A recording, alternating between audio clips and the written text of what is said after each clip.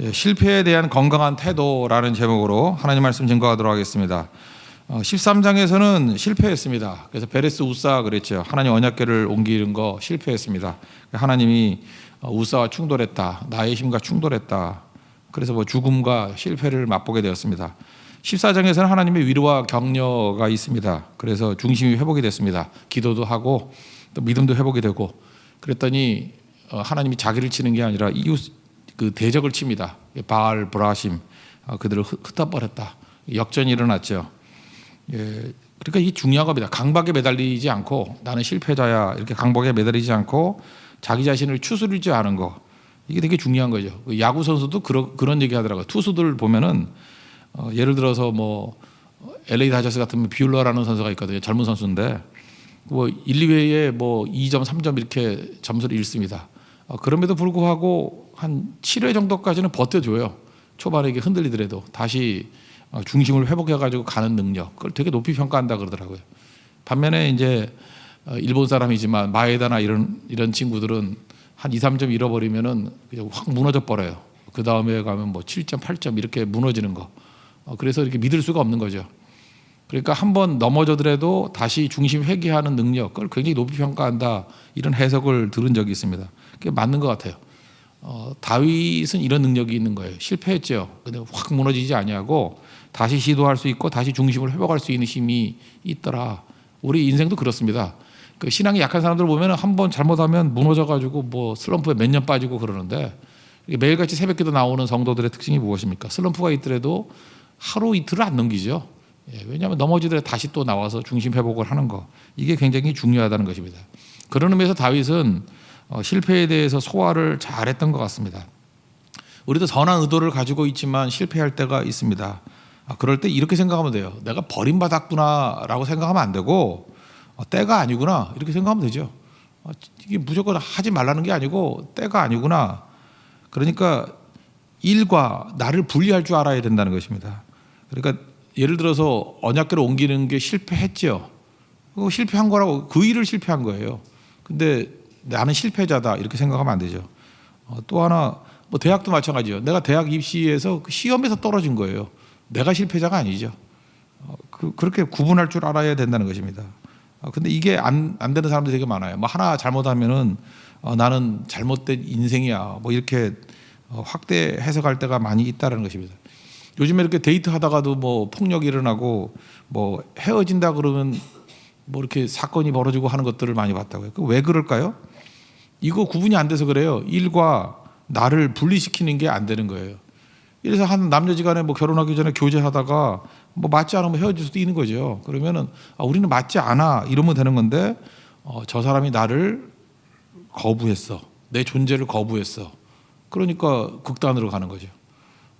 일하고 나를 분리할 줄 알았는데 그게 잘 안 되는 것입니다. 회의할 때도 마찬가지예요. 회의가 뭐예요? 어떤 의견을 주고받고 하는 거 아니에요. 그러면 우리 교육자 회의할 때도 제가 가끔 이렇게 들어보면 엉뚱한 얘기를 하고 있어요. 그게 뭐냐면 어떤 문제에 대해서 제가 그거 아닌 것 같다 이렇게 얘기를 하니까 목사님 그러면 안 된대요. 왜 그냥 목사님이 친하잖아요. 이래. 좀 이상한 생각을 하는 거예요. 목사님하고 친하면은 다 의견에 똑같이 가야 되나? 그게 착각에 빠진 거예요. 그러니까 그게 목회자들도 그러니 일반 성도야 더 말할 것도 없겠죠. 의견이 다른 거예요. 의견이 다르면 다를 수 있는 거죠. 의견이 다른 거지 그 사람을 반대하는 게 아니잖아요. 근데 우리는 이게 잘 안 되는 거예요. 그러니까 패거리 의식이라고 남 욕할 것만이 아니고 패거리 의식이 뭐예요? 머리 하나도 없는 애들이 하는 행동 아니에요. 친하면 뭐든지 다 따라간다. 그러니까 회의 필요 없는 거죠. 아무것도 아닌 거죠. 다윗은 이게 철저히 분리가 되어 있는 겁니다. 하나님이 나를 버린 게 아니에요. 내가 언약궤 옮기는 것이 틀린 거지. 그러니까 그런 사람은 다시 시도할 수 있는 거죠. 이게 안 된 최초의 인간이 누구예요? 가인 아니에요. 가인. 하나님이 아벨의 제사는 받으시고 자기 제사는 받지 않는다. 그 제사를 안 받은 거예요. 그러면 다시 수정해가지고 하나님이 받으시는 제사가 뭔가 그러고 다시 드리면 되는 건데 제사를 안 받은 걸 날 버렸다고 생각한다고. 날 버리니까 그냥 분노심에 아벨 죽이고 하나님 떠나게 되고. 그러니까 여러분들 이게 지혜, 여기서 다윗의 지혜에 딴 거 아닙니다. 일과 나를 분리시킬 줄 알아야 돼요. 우리가 어떤 거 하다 보면은 넘어질 수 있고 실패할 수 있습니다. 그럼 그 일 실패한 거예요. 그 일 넘어진 거예요. 하나님이 날 버린 게 아니라 인간관계도 마찬가지예요. 그 부분에 있어서 의견이 다를 뿐이에요. 그 부분에 있어서 뭐 충돌이라면 충돌이 일어난 거예요. 그 사람을 거부한 게 아니죠. 그런데 이게 머리 안 되는 사람들 보면은 이걸 일치시켜가지고 그 의견이 다른 건데 나를 버렸다고 생각하고 서로 맞지 않아서 교제를 끊는 건데 이게 나의 존재를 거부한다고 생각하고 그러니까 뭐 칼 부린다고 막 이러죠. 이게 어리석은 거라는 것입니다. 다윗은 일단 자기가 하나님의 언약궤를 옮기는 거에 대해 실패했죠. 13장에. 그러고 난 다음에 평안함을 유지한 거예요. 자기에게 하나님께서 허락하신 게 무엇인가. 우리 인생을 보면 90%는 허락하잖아요. 히람을 보내가지고 왕국을 짓게 만드시고 할 수 있는 거 했어요. 쭉 하다가 이제 정리가 된 거죠. 정리가 돼가지고 어떻게 해야지 하나님께서 예배를 드릴 수 있는가.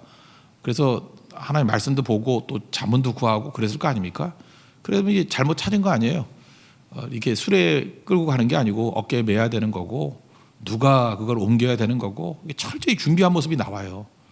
그리고 다시 시도했을 때 되잖아요. 그러니까 제가 그런 얘기 했잖아요. 그 똑같은 일 실수를 반복하는 건 이방인이고 반복하지 않는 게 하나님 백성이라고요. 왜 바보 천체에 왜 똑같은 일을 잠깐 반복을 해? 실수를 반복하냐고요. 그 다음엔 시간적인 여유를 가지고 그냥 하나님이 허락하신 일을 하고 있는 거예요. 그러다가 이제 정리가 돼서 아 이거구나라고 깨우침을 분명히 주신다고요. 다시 시도하십시오.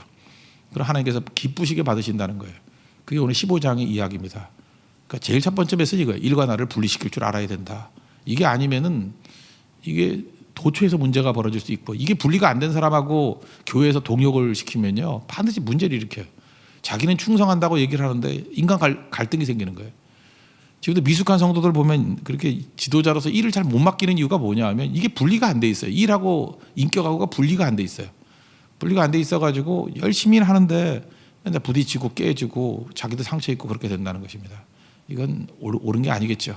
다윗의 이 지혜를 얻는 하나님 백성 되기를 바랍니다.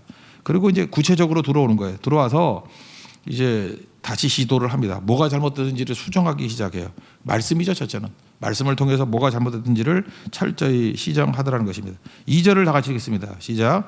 다윗이 이르되 레위 사람 외에는 하나님의 궤를 맬 수 없나니 이는 여호와께서 그들을 택하사 여호와의 궤를 메고 영원히 그를 섬기게 하셨음이라 하고. 첫 번째 누가 매야 되는지에 대한 것들을 안 거죠. 누가 매야 되는 건가. 민수기 3장 같은 데 보면은 레위의 세 아들이 있거든요. 여기서는 그핫이라 나오는데 딴 데서는 고핫이라고 돼 있어요. 고핫, 그핫 같은 사람이에요. 고핫, 무라리, 그 다음에 세 번째가 게르솜 이렇게 세 아들이 있거든요.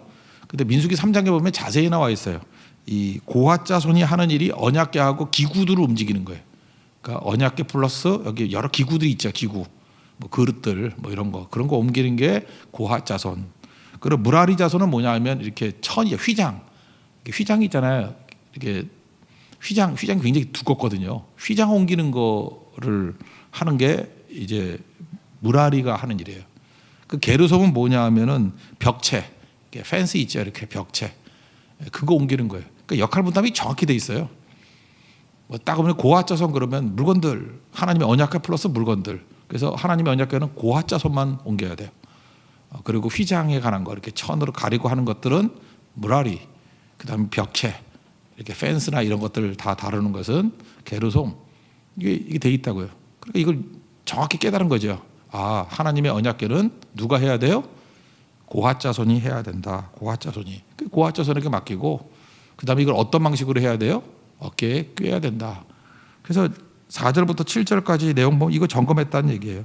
4절부터 7절까지 다시 한번 읽겠습니다. 시작. 다윗이 아론 자손과 레위 사람을 모으니 그핫 자손 중에 지도자 우리엘과 그의 형제가 120명이요 무라리 자손 중에 지도자 아사야와 그의 형제가 220명이요 게르솜 자손 중에 지도자 요엘과 그의 형제가 130명이요 이들이 했던 일이 뭐예요? 그 고핫 자손은 그 언약궤하고 물건들, 여기 무라리 자손은 휘장이고 그다음에 게르솜 자손은 그 벽체, 그 이제 이렇게 펜스 이쪽에 있는 것들을 나누는 것들을 했다. 그러니까 담당자가 다 정해져 있습니다. 질서 정연하고 또 역할대로 하는 거예요. 여러분 예배를 드릴 때 이게 설교자가 중요합니까? 예배 이렇게 여러분 회중이 중요합니까? 뭐 보통 많은 사람들이 뭐 설교가 중요하다 이렇게 말할 수도 있지만 예를 들어서 베트남 선교를 가요. 베트남 선교를 가면은 제가 볼 때 회중도 되게 중요한 것 같아요. 회중이라기보다는 예배자가 중요한 것 같아요. 우리 성도들이 가서 진짜 예배 드리는 성도가 돼 있어야 그 베트남 사람도 같이 예배는 저렇게 드리는 거구나라고 하면서 이렇게 영향을 받아요. 그래서 예배 드리는 사람들이 한 3분의 1쯤 있는 거와 아니면 전체가 예배자가 아닌 사람에게 이렇게 말씀을 증거하면서 예배 드리는 거 그 달라요.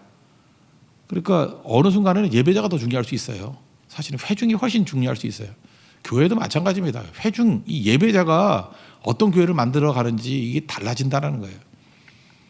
어떤 때는요, 회중이 너무 좋으면요, 그냥 준비가 안 된 좀 덜 된 설교자가 올라가도 그 은혜가 충만하게 돼 있어요. 이게 그러니까 무슨 얘기입니까? 설교자가 필요 없다는 게 아니라 설교자도 중요하지만 예배자도 못지않게 중요하다는 거예요. 지금 여기서 하나님의 그 성막을 할 때 보십시오. 고아자손 그릇이 중요하죠. 그릇만 있으면 뭐래? 휘장 없으면 안 되죠. 물아리도 중요하고 펜스 없으면은 그 어디가 성막인지 아닌지 알 수가 없잖아요. 그죠? 그러니까 게르솜도 중요하고 하나님의 교회는 이렇다는 것입니다. 각각 역할을 다 감당해야 된다. 다윗이 이거 연구했어요. 말씀을 통해서 이게 이런 역할 분담이 있는 거구나. 이게 뭐 대충 해서 가는 게 아니구나. 내가 너무 무식했구나. 말씀에 대해서 무지했구나. 그걸 깨닫게 된 것입니다. 그 다음에 이제 어깨에 맸다 그러죠. 매는 방법. 그래서 이거 특별히 13절, 14절 뭐 두 절만 읽겠습니다. 시작. 전에는 너희가 매지 아니하였으므로 우리 하나님 여호와께서 우리를 찢으셨으니 이는 우리가 규례대로 그에게 구하지 아니하였음이라 하니 이에 대제사장들과 레위 사람들이 이스라엘 하나님 여호와의 궤를 메고 올라가려 하여 몸을 성결하게 하고 뭐 도처에 나옵니다. 뭘 깨달았어요? 하나님의 언약궤는 메고 가는 거다. 메고 가는 거다. 그래서 어떻게 하는지에 대해서 정확히 답을 얻게 되었다라는 것입니다. 그래서 우리 민수기 4장 15절 우리 뭐 매번 강조했잖아요. 하나님 언약궤에 관해서는 원칙 3가지 있어요. 첫째, 누가 매야 돼요? 고아자손이. 어떤 방식으로? 어깨에 매는 방식으로. 그리고 3번째는 손대서는 안 되고. 이 3가지 원칙이에요. 하나님 언약궤에 관한 거. 고아자손이 어깨에 매고 손대면 안 되고. 이 3가지. 그걸 정확히 깨닫게 되었다는 것입니다. 이런 걸 뭐라 하면 구별됨 또는 거룩이라 그래요. 여러분, 거룩이 있어야지 가치가 있는 거죠. 예를 들어서 여러분들 여러분의 뭐 집이라 그러나요? 집에 아무나 들어가면 안 되죠. 가족만 들어가야죠. 뭐 적어도 한 10시 넘어서는 그 외부 손님 가는 거 잘 안 받죠. 가족만 들어가야죠. 그 외간 남자가 들어가거나 외간 여자가 들어가면 가정이 깨지지 않습니까? 그러니까 그게 구별이에요. 그게 거룩이라고요. 아무나 들어갈 수 없는 거. 예를 들어서 의사가 수술실이 있어요. 수술실에 아무나 들어갈 수 있어요? 아무나 들어가면 안 되죠. 거기 무균실이 돼야 되고 뭐 의사들 뭐 이렇게 뭐 화학약품으로 씻고 난 다음에 뭐 이렇게 손 이렇게 들고 가던데 손도 안 대고 이게 구별된 거죠. 그게 거룩이에요. 거룩. 그러니까 하나님 앞에서 지멋대로 막 사는 게 아니고 이렇게 구별된 거 있잖아요. 그러니까 하나님의 언약궤는 고아자손만 한다. 그리고 하나님의 언약궤는 이게 매는 식으로만 해야 된다. 하나님의 언약궤는 손대서는 안 된다. 이렇게 하는 구별됨이 이게 가치를 둔다는 것입니다. 이게 왜 귀찮게 왜 그러냐가 아니라 그럼 여러분 가정 뭐 노출해서 아무나 들어와서 자고 아무나 해도 되는 거는 아니잖아요. 수술실에 아무나 들어가면 그게 수술 되겠어요? 감염돼가지고 다 죽게 되는 거죠. 군대도 마찬가지죠. 군대도 민간인이 아무나 들락날락 그러면 그게 군대예요? 그게 당나라 군대지? 그렇지 않습니까? 뭔가 제약 조건이 있고 뭔가 엄격한 규율이 있을 때 비로소 거기서 힘이 나오기 시작하더라는 것입니다. 하나님께서 이걸 알려줬어요. 그래서 말씀을 통해서 이걸 뭐라 그래요? 저 어려운 말로 하면 거룩해진 거고 또 하나는 구별된 거죠. 그래서 제대로 된 예배를 드릴 수 있는 모습으로 갖추게 되더라는 것입니다. 그리고 그 다음에 또 했던 일이 뭐냐면은 치밀하게 조직했습니다. 치밀하게. 대충 한 게 아니라 아주 정성을 다해서. 그래서 16절부터 24절까지는 조직에 관해서 나와요. 여러분, 사랑하면은 치밀해지죠. 사랑이 없으면 대충 하게 되는 거고. 이런 얘기 들어봤습니까? 어렸을 때 맨날 우리 그 큰아버지가 했던 얘기인데 처삼촌 산소 벌초하듯 이런 말 되게 많이 썼어요. 처삼촌 산소 벌초하듯. 처삼촌이 뭔가? 그러니까 아내의 삼촌. 아내의 삼촌이니까 뭐 이 사돈인데 좀 멀다 그 뜻이죠. 근데 돌아가셨어. 산소 벌초하듯. 그러니까 대충 한다는 거죠. 근데 왜 큰아버지는 자꾸 그런 얘기를 나한테 했는지 모르겠어요. 그냥 하여튼간에 처삼촌 산소 벌초하듯. 나 지금도 기억이 나요. 그죠? 뭐든지 열심히 해야 되는 거구나. 열심히 해야 되구나. 사실 저도 처삼촌이 누군지 잘 몰라요. 근데 거기 산소 벌초하라 그러면 나도 대충 할 것 같아요. 그죠? 누구지도 모르니까. 그러니까 그렇게 하면 안 된다는 거죠. 치밀하게 열심히 잘할 줄 알아야 된다라는 것입니다. 그러니까 철저함이 꼭 필요한 거죠. 이거 할 때 원칙 중에 하나가 뭐냐면은 일단 그 세 명의 그 성가대 인도하는 사람들을 세우잖아요. 중앙에는 해만, 그리고 오른쪽에는 아삽, 왼쪽에는 에단이라고 나오죠. 에단 또는 시편에서는 여두둔이라고 나와요. 에단이 여두둔이에요. 여두둔. 그러니까 중앙이 해만. 해만은 누구냐 하면은 사무엘 있죠. 사무엘의 아들 둘이, 논팽이 아들 둘이 있었죠. 뇌물 받아먹고 뭐 엉터리 했던 요엘과 아비야. 그 사무엘의 아들들, 사사를 시켰잖아. 아들 사사, 세습하는 거 아닌데 그 요엘과 아비야 사사 시켰더니 아이 저놈들 못 맡겠어. 그리고 그래서 왕 달라 그랬던 요구. 그래서 사울왕 되었잖아요. 그때 그 아들이 요엘인데 요엘의 아들이 해만이에요. 그러니까 아버지는 쪼달해도 아들은 훌륭할 수 있죠. 이 해만은 또 애를 또 무지 낳았어. 그죠? 남자만 18명을 낳고 딸들도 많이 낳고. 그래서 이 구약에 보면요, 여자들이 이게 공직에 나와서 하나님 앞에 섬기는 게 아무것도 할 수 없었는데 딱 하나 할 수 있는 게 성가대예요. 성가대는 남녀가 같이 할 수 있었어요. 그래서 해만의 집안이 음악 집안이에요. 할아버지가 사무엘이에요. 해만이 중앙. 그래서 이렇게 조직을 했어요. 하여튼 여기는 찬양하는 게 굉장히 중요한 거예요. 그래서 기름 부음 받은 종들을 통해서 찬양 인도를 다 했다고. 가운데 해만, 그다음에 아삽의 시그에서 성경에도 많이 나오죠. 아삽. 그다음에 여두둔은 이렇게 산문을 많이 해서 이렇게 글 이렇게 쓰는 거. 그래서 교훈이란 뜻이에요. 교훈적인 것들을 많이 하고. 이렇게 세 사람이 이렇게 예배를 인도했다는 것입니다. 치밀하다는 거죠. 그래서 우리 찬양도 이렇게 찬양팀들이 할 때 찬양팀뿐만 아니라 교회들이 조직화돼야 돼요. 뭐 아무나 나와가지고 뭐 늦게 나와서 이렇게 찬양하고 인도하고 그러면 안 되고 철저히 조직화돼서 아무나 서는 게 아니에요. 그죠? 이렇게 제대로 된 준비가 된 사람들을 가지고 틀에 맞춰서 이게 다윗이 했던 일이에요. 치밀하게. 그러니까 우리 예배 드릴 때에도 차삼촌 산소 벌초하듯 이렇게 하면 안 되고 하나님께 하듯 이게 꼭 필요하다는 것입니다. 그리고 내용적인 면에서 뭐가 필요하냐? 기쁨이 충만하게. 오베데돔의 집에서 나올 때 다윗이 장막에서 막 춤추고 기뻐하고 막 그랬죠. 근데 여기 마지막에 보니까 그 사울의 딸 미갈은 업신이 여겼다 이런 얘기 나오지 않습니까? 기쁨으로 하는 거. 이게 또 굉장히 중요한 거예요. 기쁨으로. 우리 25절부터 29절까지를 한번 쭉 읽어봅시다. 시작. 이에 다윗과 이스라엘 장로들과 천부장들이 가서 여호와의 언약궤를 즐거이 메고 오베데돔의 집에서 올라왔는데 하나님이 여호와의 언약궤를 맨 레위 사람을 도우셨으므로 무리가 수송아지 7마리와 순양 7마리로 제사를 드렸더라. 다윗과 및 궤를 맨 레위 사람과 노래하는 자와 그의 우두머리 그라냐와 모든 노래하는 자도 다 세마포 겉옷을 입었으며 다윗은 또 배 에봇을 입었고 이스라엘의 무리는 크게 부르며 뿔나팔과 나팔을 불며 재금을 치며 비파와 수금을 힘있게 타며 여호와의 언약궤를 메어 올렸더라. 여호와의 언약궤가 다윗 성으로 들어올 때 사울의 딸 미갈이 창으로 내다보다가 다윗 왕이 춤추며 뛰노는 것을 보고 그 마음에 업심 여겼더라. 이런 얘기 나오죠. 그러니까 기쁨이 있는 거예요. 기쁨 중에 하나가 뭐냐? 화음을 넣었다는 거예요. 28절 같은 데 보면 이거를 옛날에 우리 그 음악 전공하던 목사님께서 이렇게 얘기하더라고요. 이게 나팔은 제사장이 부는 거예요. 뿔나팔과 나팔은 이게 나팔을 쭉 불어요. 그러면 이제 예배 시작이야. 그러면 재금은 누가 하느냐면 아까 얘기했죠.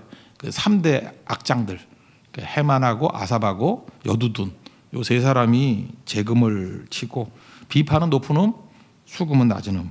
그죠? 그래서 하나님의 이렇게 음악 화음으로 드렸다는 거예요. 그 찬양을 할 때도 이렇게 원래는 화음으로 해야 돼요. 그죠? 인도하는 사람들이 화음으로 하모니가 있도록. 그렇게 그래서 이스라엘의 찬양은요. 유니송이 아니었어요. 화음을 넣어 가지고 부른 거예요. 화음을. 그죠? 그게 찬양대의 특징이에요. 각각 역할이 있거든요. 악기로서의 화음이 아니라 노래로서도 화음. 그래서 하나님 앞에 영광을 드리더라. 그러니까 이거 기쁨이 넘치는 거죠. 하나님 앞에 충만한 거. 인간의 행동을 이렇게 유발하게 만드는 힘은요. 고통과 즐거움이에요. 고난 가운데 우리가 연단 받는 거 이게 되게 중요한 거죠. 근데 또 하나가 뭐냐면 기뻐할 수 있는 힘이 중요한 거예요. 고난 중에도 기뻐할 수 있는 거. 특별히 하나님 앞에서 기뻐할 수 있는 거. 여러분 상태가 안 좋은 사람은요 기뻐하지를 못해요. 다윗을 보세요. 도망치고 고난 가운데 있을 때도 광야에서도 찬양하면서 기뻐하잖아요. 그러니까 여러분들이 예배 드리면서 기쁨을 느끼십니까? 이게 찬양하면서 기쁨을 느끼십니까? 기뻐하는 사람을 시켜야 돼요. 근데 뭐 율동을 해도 찬양을 해도 뭐 설교를 해도 뭐 성가대를 서도 맨날 무슨 뭐 인상 팍 쓰면서 하는 사람들 있죠. 기쁨이 안 생기는 거예요, 이게. 거기는 예배 드리는 자로서의 자격은 없는 거죠. 하나님 앞에 기뻐할 수 있는 거, 이게 되게 중요한 거예요. 그래서 하나님 앞에 예배 드릴 때 분위기를 기쁘게 만드는 자들, 이게 레위인들이었어요. 아주 기쁨이 충만. 대표적인 게 다윗이었고, 찬양하면서 율동하면서 춤추면서 하나님 앞에 나아가는 것들이 있더라는 것입니다. 그러니까 이게 같이 기뻐하면 어떤 일이 벌어지냐, 이 관계가 이루어지는 거죠. 그래서 예배의 공통적인 특징이 뭐예요? 혼자 드리는 게 아니에요. 관계가 있기 때문에 관계 속에서 기쁨이 터져 나오는 거예요. 여러분들 기뻐할 수 있는 게 이게 굉장히 큰 힘이고 성령이 주시는 힘이에요. 성령께서 우리에게 임재하시면은 대표적인 게 두 가지거든요. Joy and others. 기쁨과 이웃이 생각나요. 그러니까 성령 충만한 사람의 특징이 기쁨이에요. 그리고 이웃이 생각이 나요. 이게 1차, 2차거든요. 굉장히 중요한 거라고요. 기뻐하면은 어디선지 기쁨을 찾을 수 있는 사람들은 살아날 수 있어요. 그게 생명이거든요. 기쁨이 생명이거든요. 넬슨 만델라가 감옥에 27년 동안 있었거든요. 근데 사람들 물었어요. 어떻게 이렇게 오래 있었냐 그랬더니 나는 아침마다 운동하는 게 재밌대. 그러니까 그 감옥에서도 재미를 찾는 거예요. 이런 사람들을 보면. 빨리 죽는 사람들은 아이고 여기서 썩는구나. 그러니까 진짜 썩어 죽는 거고. 감옥에서 뭐가 이렇게 즐거운 일이 있겠어요. 근데 거기서도 그 운동하고요. 그다음에 또 조그만 밭을 주더래. 텃밭을 갖추어서 기르고 또 그 사람들과 같이 또 대화 나누고. 그래서 그 안에서도 나름대로 행복이 있었대요. 그러니까 거기서 기뻐하니까 정신이 안 썩잖아요. 그래 나중에 대통령이 돼서도 보복도 안 하고 복수도 안 하고 남아프리카 공화국 세우고 지금도 뭐 그분 돌아가셨을 때 전 세계에 있던 지도자의 3분의 1이 모였잖아요. 대통령 왕 3분의 2 다 장례식 갔어요. 아마 최근 들어서 이런 장례식이 없었을걸요. 모든 사람들이 관계없이 사상에 관계없이 다들 존경하는 사람이 됐던 이유가 바로 그거예요. 그게 폭이죠. 폭, 넓이. 그게 바로 뭐예요? 기쁨의 힘이었어요. 기쁨의 힘. 가장 고난 많이 당한 사람인데 기쁨의 힘이 있더라는 것입니다. 여러분 인생에도 하나님께서 이런 기쁨을 주시는 능력이 임하기를 원합니다. 여호와를 기뻐하는 것이 우리의 힘입니다. 여러분 믿습니까? 이런 기쁨과 담대함으로 이겨낼 수 있기를 원합니다. 사실 이 15장은 굉장히 우리에게 주는 시사점이 커요. 실패하고 난 다음에도 다시 시도할 수 있었던 이유가 뭐냐? 일과 나를 구분할 줄 알았다. 내가 언약궤 옮기는 일이 실패한 거지 하나님 앞에서 내가 실패자는 아니라는 거예요. 내가 그 일에 대해서 하나님께 거부당한 거지 하나님이 나를 거부한 게 아니다 라고 하는 건강함. 그리고 내게 주신 것들 누리는 거예요. 그래서 히람이 뭐 도와주면 왕궁도 짓고 이렇게 쭉 하다가 공부하는 거죠. 내가 하나님 앞에서 뭘 잘못했나. 그리고 다시 시도할 수 있는 힘. 그게 되게 중요한 거죠. 어떻게 시도했어요? 말씀 연구했어요. 말씀에서 하나님의 뜻이 무엇인지를 정확히 깨닫고 그 다음 뭐예요? 뜨거운 사랑 가운데 사랑이 뭐예요? 치밀함이에요. 치밀하게 준비했어요. 조직을 치밀하게 준비했어요. 대충 하는 게 아니고 그죠? 처삼촌 산소 벌초하듯 아니에요. 하나님 앞에 하듯이 철저하게. 그 또 하나의 힘이 뭐예요? 즐거움이에요. 기쁨이에요. 예배는 기쁨이 있어야 됩니다. 기쁨 없으면은 아무것도 아닌 거예요. 하나님 앞에 기뻐할 수 있는 그런 능력으로 다시 모든 것들을 회복하는 우리 하나님 종되기를 축원합니다. 예, 자리에서 일어나겠습니다. 예배기도 성결성 찬양하겠습니다.